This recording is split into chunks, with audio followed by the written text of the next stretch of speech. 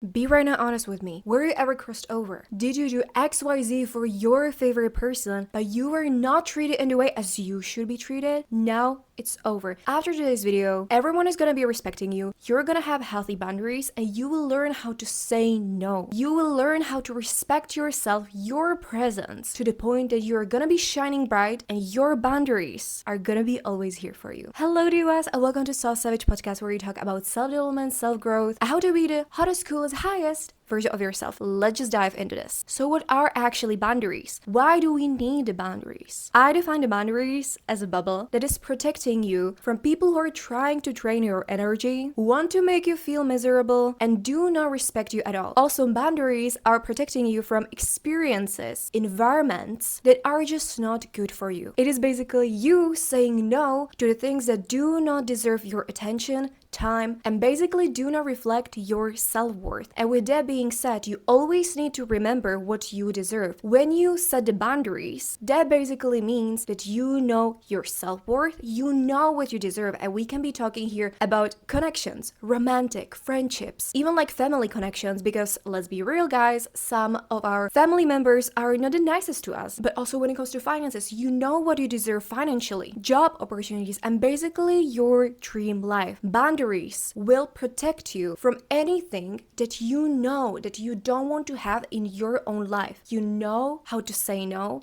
and to what to say no. We're gonna move to the second point right now. And I already talked about it a little bit in the first one, but we need to cover this one as well. And that's the answer to the question, why do you need the boundaries? As we already mentioned once, it protects you from the life, things, people, experiences, environments that do not deserve your attention, that you know you're not worthy of. Not in the way that you don't deserve it, but in the way that you're worthy of more. It also protects you from manipulation. That's very important to remember. If you know your boundaries, if you know what you deserve, you're not gonna be easily manipulated, especially emotionally manipulated. So many people are really good at emotional manipulating. And again, if you have strong boundaries, it's not gonna be so easy for the person to do that to you. And if you have the boundaries, you're gonna be consciously or subconsciously communicating them in a very clear way. Speaking of the conscious communication, that's just very direct. You're saying it face to face to the person, you're saying it out loud through your own words. But subconsciously, that's the energy and the way how you're carrying yourself. People will naturally sense that from you and they actually will know that. I'm gonna give you one dating example. Some people will agree with me, some people will disagree with me, but I always expect a guy to pay on the first date. I do not negotiate on that. However, I also walk on the date as a person who naturally expects that. And from my own experience, it never ever happened to me that the guy would not pay because I know what I deserve. And now I'm gonna tell you the second example that was happening when I was a teenager. It's connected to one of my old friends, and she was kind of the person who was just like, well, I need to be in contact with you 24/7. We need to call each other. We need to be texting 24/7. It was horrendous for me because I need some personal space. During that time, I said to the girl, I don't feel really comfortable when it comes to this. I'm not the biggest texter. I'm not the biggest caller, but we can just like meet up during the week, and I'm totally fine with that because I would love to see you, I would love to hang out with you, but not on such intense level. You know guys what she said to me? That this is not the way how friendship works. And I was like, well, every single friendship works differently, and if you want to have friendships like these, I don't want to be part of that. And I just love the chat. For some people this might be a little bit brutal, but I have really strong boundaries, and for me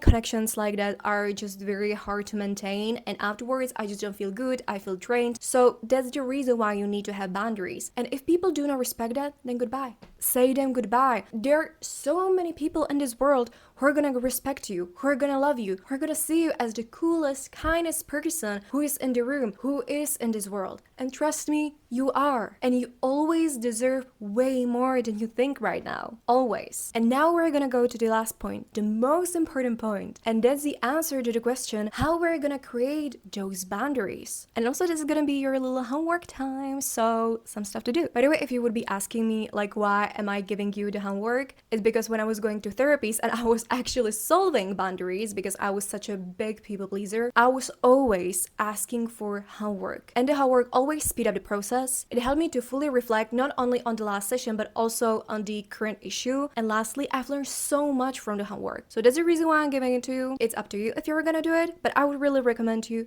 to do that because it's gonna help you insanely. So firstly, you're gonna write the list of the things that you do not tolerate and that you do not agree with. And then we're gonna divide this into 4 main categories. If you find another category, feel free to put it there as well. But we will include their romantic life, your friendships, relationship with yourself, because boundaries are there important as well, finances, and your work, your job. Ask yourself, where do you give too much? Where you're overgiving to the point that you're being drained, that you're not feeling fully like yourself, that you're getting exhausted to the point that the next day you feel so bad. And we really don't want to be feeling like that. You need to put yourself on the pedestal, because when you put yourself on the pedestal and you start seeing yourself on that pedestal, the boundaries will be set with so much ease. You need to always remember that you go on the first place every single damn time. You're your priority number 1. And also try to find the root, because many times it is actually coming from our parents. It is coming from our childhood. And in most of the cases,